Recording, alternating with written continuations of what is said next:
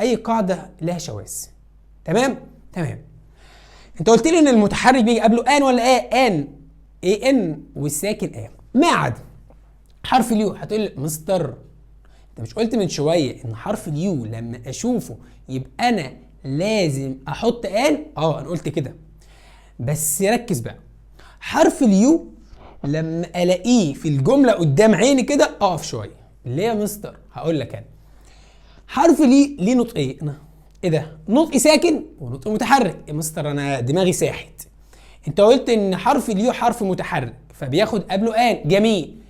انما القاعده الشاذه بتقول حرف اليو اذا نطق يونيفورم، يونيفرسيتي، يونيفيرس، الكون، كل الكلمات ديت لو اتنطقت يو تروح على طول حاطط يبقى هنا النطق يا اولاد ساكن.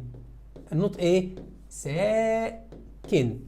جميل. انما لو جيت نطقتها ايه ده؟ يبقى على طول زي امبريلا. تمام. طيب تعال نشوف اسئله. خلي بالك الست كلمات اللي قدامك دي لا يخرج منها امتحان ثانويه عامه اطلاقا. اول كلمه يونيفورم، فانا سامع الطالب الشاطر دلوقتي هيقول لي ايه؟ يونيفورم، يو يونيفورم. المستر قال ان دي يو، ركز كده، فهحط جميل. الكلمه الثانيه امبريلا. المستر لما تكون ما تحطش تحط تحط اللي بعدها كلمه يوسفول. يلا يو، ما دام هي يو تاخد يا اولاد؟ تاخد ده نطق ساكن. اللي بعدها الله، كلمه جميله جدا جدا جدا جدا جدا جدا. ازاي يا مستر ايه اللي جاب حرف الاي مع حرف اليو؟ هقول لك. بص بقى، الكلمه دي معناها اوروبي، صفه يوروبيان. تمام. الاي ديت سايلنت، هي مش موجوده. ركز معايا.